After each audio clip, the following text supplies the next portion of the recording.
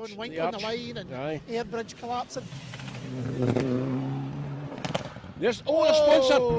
Kevin.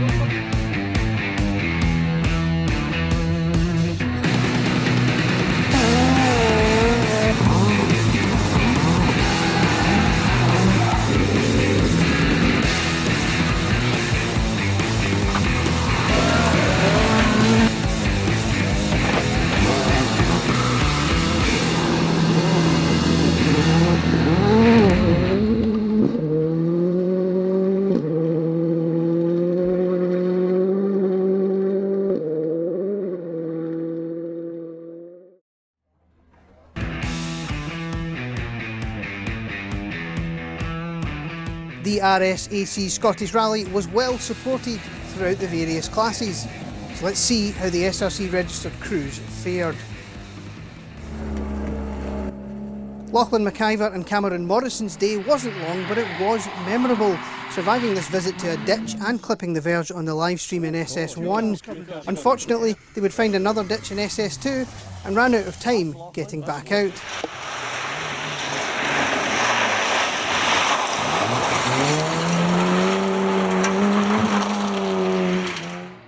Scott Gourley was making his gravel debut with Greg Alcorn in the hot seat. The 205 crew caught cars on both the opening stages, and they were having issues with the car struggling to start once it was hot.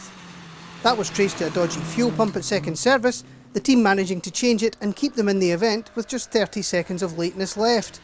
52nd overall, and third Moats Offshore Junior was their reward.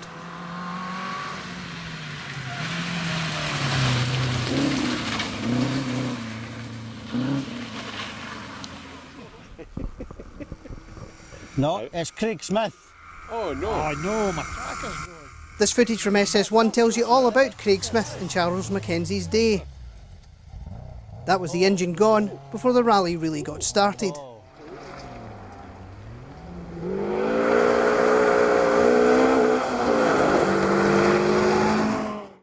Greg Grant had Ben Balgowan in the hot seat of the Focus this time out.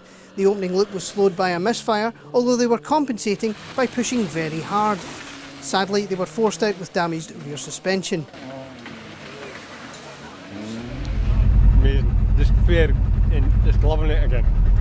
Been back in the woods and it's slippy and it's a challenge and it's busy stages and absolutely loving it. Coming out at the end of the stage with a big smile again. That's the way it should be. Alistair Brearley and Jerry Bryden were really enjoying the slippy wet conditions in the Mark II Escort, but unfortunately a broken rear axle forced them out in the middle loop.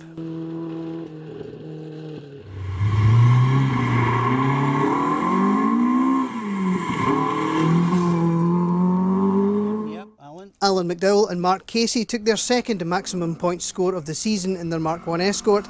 They felt they had picked too hard a tyre for the wet stages in the morning, but things improved as the day began to dry out. Alan glad to have a clean run after a difficult time on the Argyll Rally in his cadet.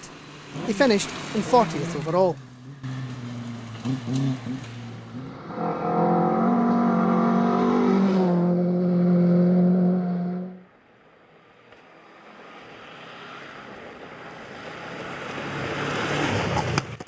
Stuart Patterson was making his first gravel start for 12 years, out for a run with his daughter Alice and his son Owen's Impreza.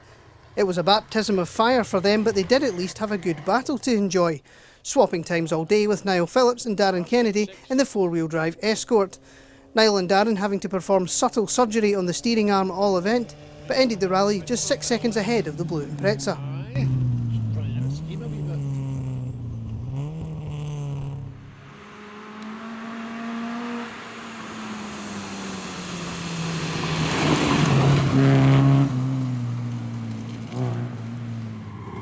John McElraith and Heather Grisdale's day started poorly with a time-consuming puncture on the opening loop. The second loop they discovered that running on the puncture had damaged the front hub, which the crew managed to change last minute in service. The final loop was a bit smoother, inheriting the groundwater lift truck's Subaru Cup win after Jordan Anderson retired, and salvaging 33rd after a tough day.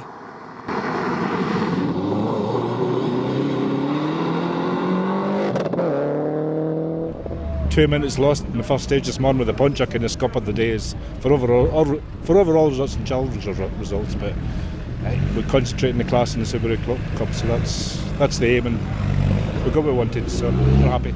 Good. Has he listened to you all day, Heather? 100%. He always does. It's me stabbing myself in the leg with the pencil when I get something wrong. Never mind, he doesn't get out wrong. Went fine, aye. The second stage was better than the first. First one was really slippy and had a wee moment, but aye. Come on, wee moments, expand. I went into a shock and I just had to keep the power down or I wasn't getting out of it. So about 300 yards with my kind of eyes shut. Lovely.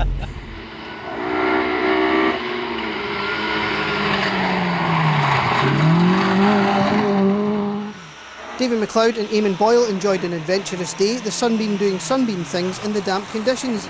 The biggest moment came on the final stage, visiting a ditch and losing 40 seconds while they climbed their way back out.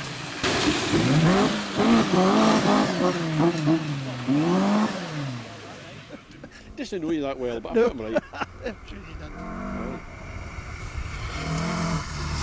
There you go. He spent a lot of time and money getting that car right. Keep the shoe on, Keith. Keith Robertson had David Law in the hot seat for the first time in the Firenze, and they were working well. After the car's good performance at Argyll, Keith was happy that it was equally good on the gravel, taking a solid 35th overall.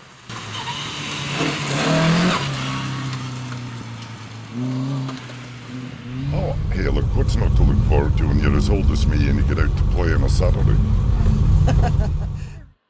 Ernie and Patricia Lee were back after missing Argyll. Unfortunately, Patricia had hurt her leg while on holiday before the event and was feeling quite tender, so Ernie was being a bit more gentle than usual out on the stages. He also declared himself not brave enough for these roads, the BMW taking 57th overall at the finish.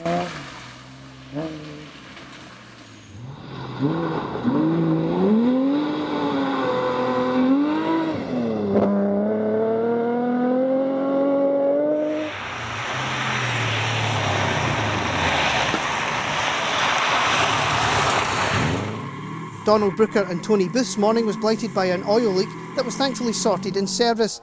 The Legacy then ran well until the final stage, when Donald discovered that he had only third gear for the final 5 miles. They managed to nurse the car home to 55th overall. His daughter as well, man. How's it going? We're going fine, The sticker, that's to slow us down. We were going too fast in the first couple of loops, so we've to slow down a bit. And it just flew off. It flew off. Just like my hair. Flew off, my wig. Donald Peacock and Mary Riddick enjoyed their day out in their home forests. There were a couple of issues. One of the wipers failed in the rain in the morning, the car was shedding stickers at an alarming rate, and Donald realised mid-stage that he'd forgotten to put his glasses on. The Escort finishing 34th overall.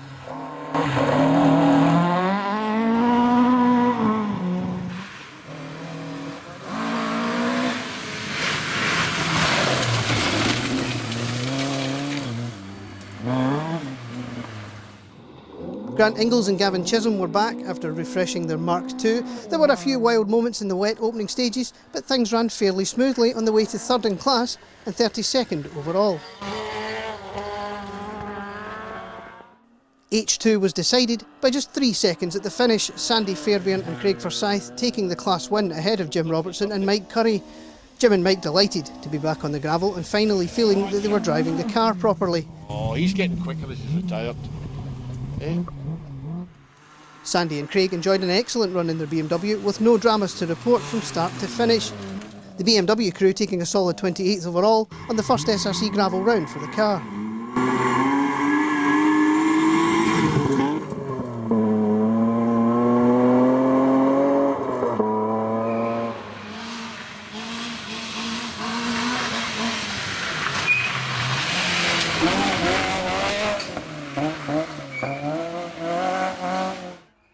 Martin Erskine and Kieran Hislop's opening loop was blighted with a misfire for the C2. There was also a panic over running out of petrol on the road section back to service. Once the misfire was cured, they ran well, although Martin felt the car was slightly down on power. It didn't stop them from catching a car on the final stage on their way to 51st overall.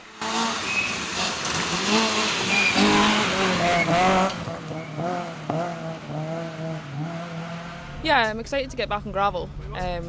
Not a big fan of the two-wheel drives going first though. It's always quite slippy and skitey when that's been happened before, but yeah, we'll see how it goes. Yeah, there's not much lines to follow either, is there? No, yeah, exactly. So I'd rather like the big cars going first, but yeah, we'll see how it goes.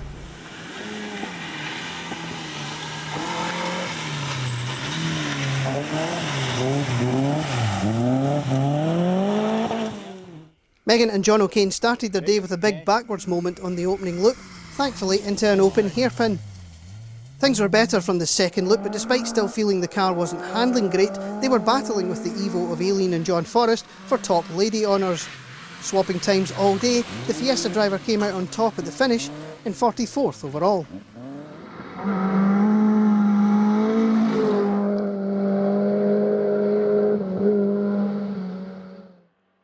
Rue Campbell's morning was hard work. We'll let him explain. First stage, my wiper went away to the side, so I couldn't see. And then the second stage, pipe came off the radiator pipe came off the engine, and we managed to get through the stage, but just to the end. So we had a manic panic to get everything back together and get back to service, but we got there, and within our lateness. Things didn't improve, the engine intermittently cutting out in 3 before stopping for good in SS4.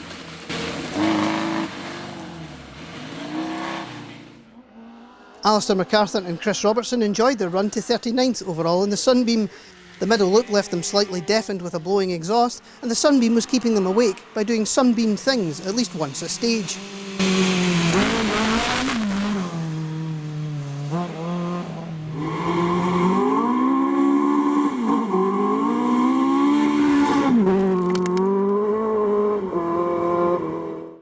David Hardy and John McCulloch's Escort was sporting a new engine with even more power than before. A burst suspension canister on the opening loop wasn't ideal as David got used to the new power plant, but they got on fairly well. Despite a couple of late mistakes, they managed 30th overall.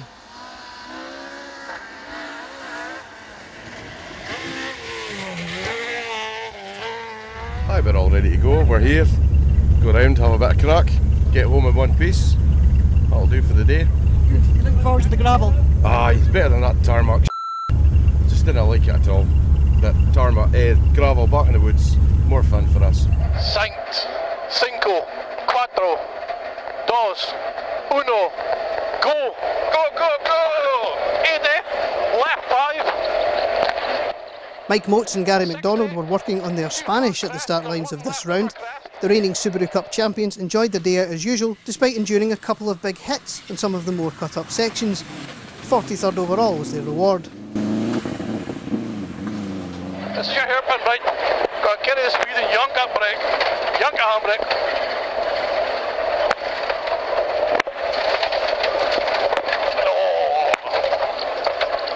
Right 2. There, by the effort. How are you doing, Johnny? Okay. We're really struggling with gears still. We're losing fourth. Sometimes we're getting it, sometimes we're not, and it's not ideal. But we're working with it, and we'll keep going until it won't go any further. Yeah.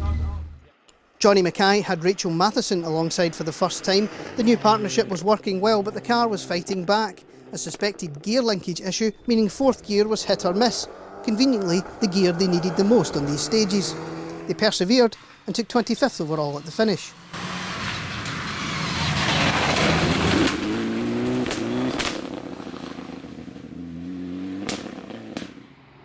Ian Baumgart and Liam Whiteley enjoyed a day-long battle with Duncan Campbell and Michael Cruikshank for the M6 win.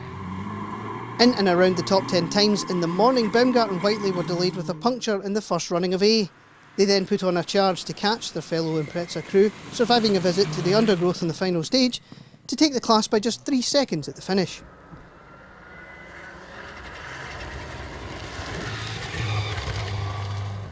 I just wasn't on it in the morning at all. Just had a can. Thinking about putting my shopping bill was going to be next week or something. I can, but I was concentrating on my driving, that's for sure. Aileen Forest was the other half of the big ladies' battle. After a slow start in the morning, Aileen really got into her stride in the middle loop, swapping times with Megan O'Kane.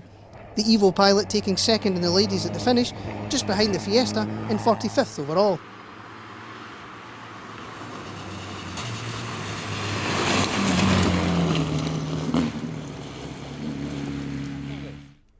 Championship sponsor Kevin Crawford and co-driver Andrew Stevenson were back with the return to gravel.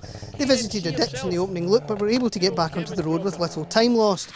It was a good return for the KNC Evo, taking a solid 26th overall.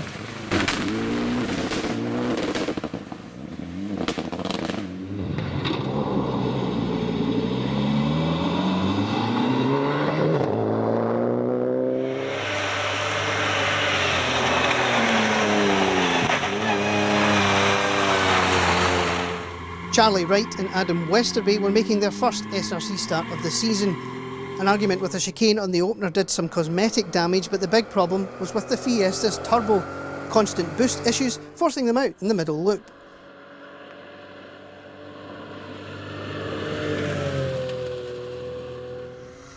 It wasn't a great event for Fiesta R2s. Lindsay Henderson and Sue Hind had made a steady start, bedding back into the gravel. The big problem was a bent wheel and wheel studs, putting them out when they tried to change a puncture.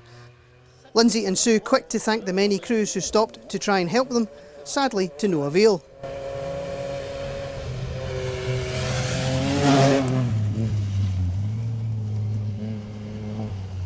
Alec Lindsay knows her very well.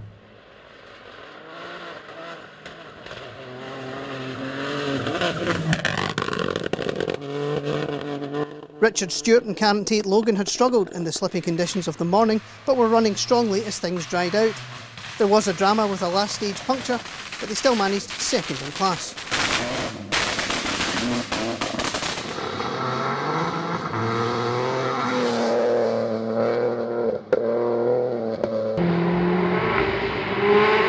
Stewart and Mark Irvin caught and passed a car in stage 1 before this visit to a ditch.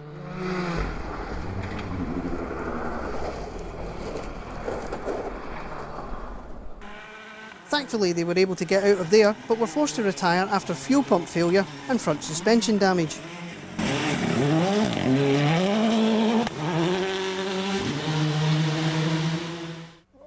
After pre-event steering rack dramas that involved someone flying to Amsterdam and back in record time, the Scottish was hard work for Hugh Brunton and Drew Sturrock. The engine cutting out multiple times on the first stage and handbrake troubles in stage 2 made things worse. They persevered to 50th overall at the finish.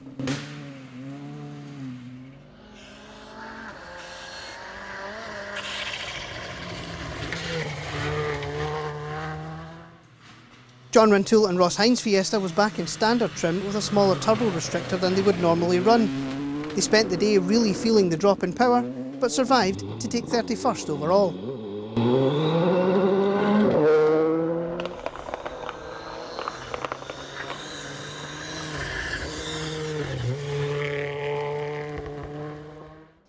John Morrison was making his first Scottish Rally start for a number of years. Having retired on the Snowman and missed the Speyside, John was readjusting to the gravel. With Sinclair Young alongside as usual, the Fiesta man was delayed with an SS4 puncture, but managed 23rd overall.